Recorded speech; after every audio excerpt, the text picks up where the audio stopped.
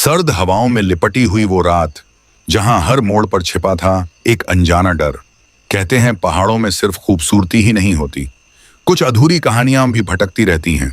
कुछ ऐसी परछाइयां जो दिखती तो इंसानों जैसी हैं, लेकिन होती नहीं।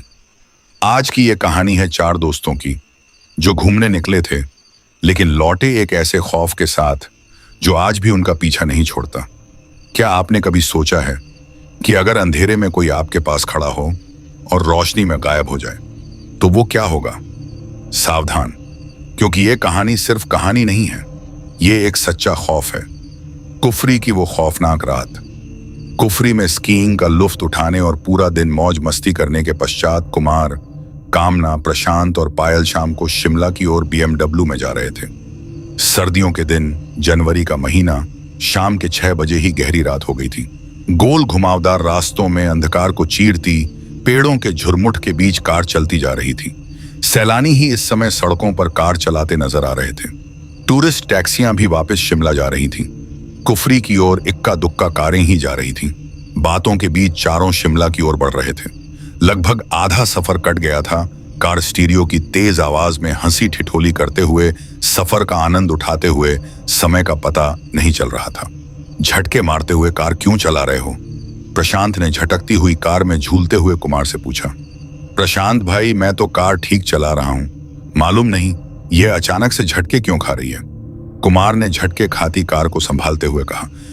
कार को थोड़ा साइड करके देख लेते हैं, हो सकता है कि डीजल में कचरा आ गया हो। थोड़ी रेस देकर देखता हूं कि कार रिदम में आ जाए। कुमार ने क्लच दबाते हुए कार का एक्सीलेटर दबाया, लेकिन कोई खास कामयाबी नहीं मिली। कार झटके खाती हुई रुक गई। अब क्या करे? चारों के मुख से एक साथ निकला।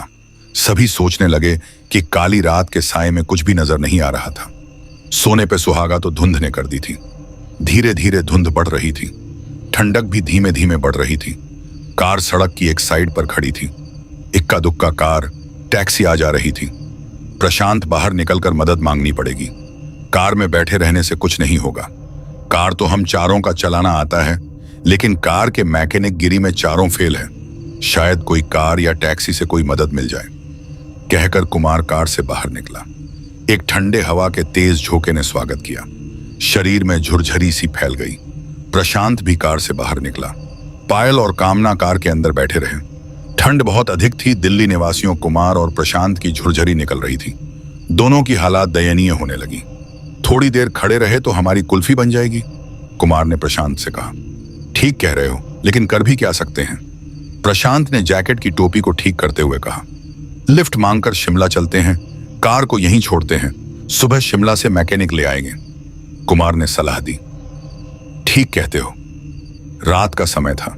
गाड़ियों की आवाजाही नगण्य थी। काफी देर बाद एक कार आई। उनको कार के बारे में कुछ नहीं मालूम था। वैसे भी कार में 5 सवारियां थीं। कोई मदद नहीं मिली। 2-3 कारें और आई, लेकिन सभी में पूरी सवारियां थीं। कोई लिफ्ट न दे सका। एक टैक्सी रुकी।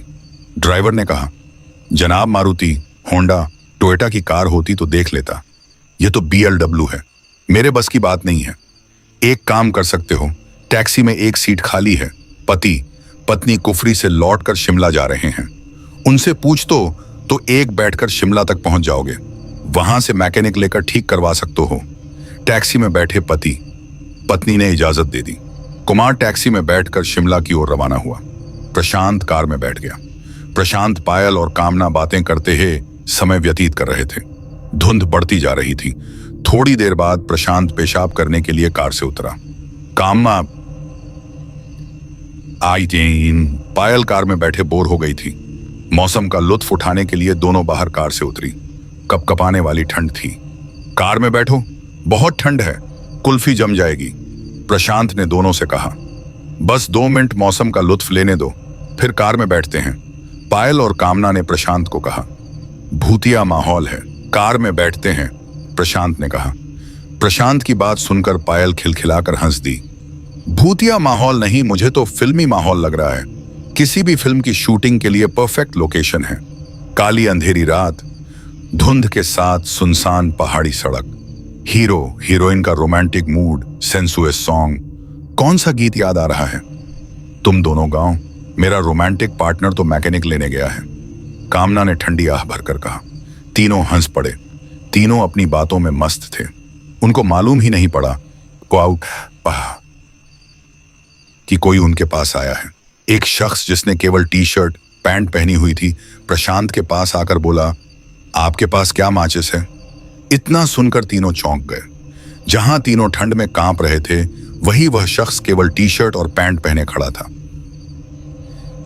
हवा ना, कोई ठंड नहीं लग रही थी उसे। प्रशांत ने उसे ऊपर से नीचे तक गौर से देखकर कहा, आपको ठंड नहीं लग रही क्या? उसने प्रशांत के इस प्रश्न का कोई उत्तर नहीं दिया, बल्कि बात करने लगा। आप भूतिया माहौल की अभी बातें कर रहे थे। क्या आप भूतों में विश्वास करते हैं? क्या आपने कभी भूत देखा है? नहीं, दिल्ली में रहते हैं, न तो कभी देखा है और न कभी विश्वास किया है भूतों पर। प्रशांत ने कहकर पूछा, क्या आप विश्वास करते हैं? हम पहाड़ी आदमी हैं, हर पहाड़ी भूतों को मानता है, उनका अस्तित्व होता है। उस शख्स की भूतों की बातें सुनकर कामना और पायल से रहा नहीं गया। उनकी उत्सुकता बढ़ गई। भाई कुछ बताओ भूतों के बारे में, फिल्मी माहौल हो रखा है, कुछ बात बताओ। उस शख्स ने कहा, देखिए हम तो मानते हैं, आप जैसा कह रहे हैं कि शहरों में भूत नजर नहीं आते, हो सकता है नजर नहीं आते होंगे, मगर पहाड़ों में तो हम अक्सर देखते रहते हैं। कहां से आते हैं भूत और कैसे होते हैं, कैसे नजर आते हैं? प्रशांत ने पूछा। उस शख्स के हाथ में सिगरेट थी। वह सिगरेट को हाथों में घुमाता हुआ बोला, भूत हमारे आपके जैसे ही होते हैं, वे रोशनी में नजर नहीं आते हैं। होते कौन है भूत? कैसे बनते हैं? पायल ने पूछा। यहां पहाड़ों के लोगों का मानना है कि जो अकस्मात किसी दुर्घटना में मौत के शिकार होते हैं या फिर जिनका कत्ल कर दिया जाता है वे भूत बनते हैं। उस शख्स ने कहा, क्या वे किसों को नुकसान पहुंचाते हैं, मारपीट करते हैं? प्रशांत ने पूछा। अच्छे भूत किसी को कुछ नुकसान पहुंचाते हैं। अच्छा मैं चलता हूं, सिगरेट मेरे पास है, आपके पास माचिस है तो दीजिए, सिगरेट सुलगा लेता हूं। उस शख्स ने कहा। प्रशांत ने लाइटर निकालकर जलाया। उस शख्स ने सिगरेट सुलगाई। लाइटर की रोशनी में सिर्फ सिगरेट नजर आई। वह शख्स गायब हो गया। लाइटर बंद होते ही वह शख्स नजर आया। तीनों के मुख से एक साथ निकला, भूत। तीनों, प्रशांत, पायल और कामना का शरीर अकड़ गया और बेसुध होकर एक दूसरे पर गिर पड़े। अकड़ा शरीर, खुली आंखें, लगभग मृत्यु देह के सामान, तीनों मूर्छित थे। वह शख्स कुछ दूरी पर खड़ा सिगरेट पी रहा था। तभी वहां आर्मी का ट्रक गुजरा। उसने ट्रक को रुकने का इशारा किया। ट्रक ड्राइवर उसे देखकर समझ गया कि वह कौन है। ट्रक से आर्मी के जवान उतरे और तीनों को ट्रक पर डाला और शिमला के अस्पताल में भर्ती कराया। कुछ देर बाद कुमार कार मैकेनिक के साथ एक टैक्सी में आया। अकेली कार को देख परेशान हो गया कि तीनों कहां गए। वह शख्स जो कुछ दूरी पर था कुमार को बताया कि ठंड में तीनों की तबीयत खराब हो गई, आर्मी के जवान उन्हें अस्पताल ले गए हैं। कहकर वह शख्स विपरीत दिशा की ओर चल दिया। मैकेनिक ने कार ठीक की और कुछ देर बाद शिमला की ओर रवाना हुए। कुमार सीधा अस्पताल गया, डॉक्टर से बात की। डॉक्टर ने कहा कि तीनों को सदमा लगा है।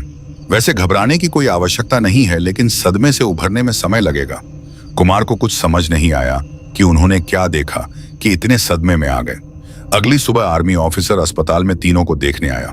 कुमार से कहा, आई एम कर्नल अरोड़ा, मेरी यूनिट ने इन तीनों को अस्पताल एडमिट कराया था। कुमार ने पूछा, मुझे कुछ समझ में नहीं आ रहा कि अचानक से क्या हो गया। कर्नल अरोड़ा ने कुमार को रात की बात विस्तार से बताई कि शाह बिहार है, शायद आ गए। वह शख्स भूत था जिसे देखकर तीनों सदमे में चले गए और बेसुध हो गए। वह एक अच्छा भूत था। अच्छे भूत किसी का नुकसान नहीं करते। उसने तीनों की मदद की, हमारे ट्रक को रोका और कुमार के वापस आने तक भी रुका रहा। शाम तक तीनों को होश आ गया। 2 दिन बाद अस्पताल से छुट्टी मिली और सभी दिल्ली वापस गए। लेकिन सदमे से उभरने में लगभग 3 महीने लग गए। आज 7 साल बीत गए उस घटना को। चारों कभी भी घूमने रात को नहीं निकलते। नाइट लाइफ बंद कर दी। घर से ऑफिस और ऑफिस से घर, बस यही रूटीन है उनका। उस घटना को याद करके आज भी उनका बदन ठंडा होने लगता है। सर्द हवाओं में लिपटी हुई वो रात।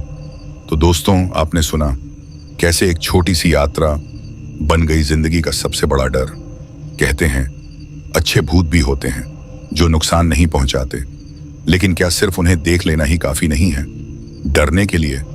सोचिए, अगर आप उस जगह होते और अचानक कोई ऐसा इंसान दिखता जो ठंड में भी कांपता नहीं और रोशनी में गायब हो जाता, क्या आप संभाल पाते खुद को? यह कहानी हमें सिखाती है कि हर खूबसूरत जगह सुरक्षित नहीं होती और हर मुस्कुराता चेहरा इंसान नहीं होता। अगर आप भी कभी पहाड़ों पर जाएं, तो रात में सुनसान रास्तों से दूर रहें, क्योंकि कौन आपको देख रहा है यह आपको कभी पता नहीं चलेगा। अगर आपको यह कहानी डरावनी लगी तो वीडियो को लाइक करें, चैनल को सब्सक्राइब करें और ऐसी ही खौफनाक कहानियों के लिए जुड़े रहें। मिलते हैं अगली कहानी में एक और डर के साथ। आज और ये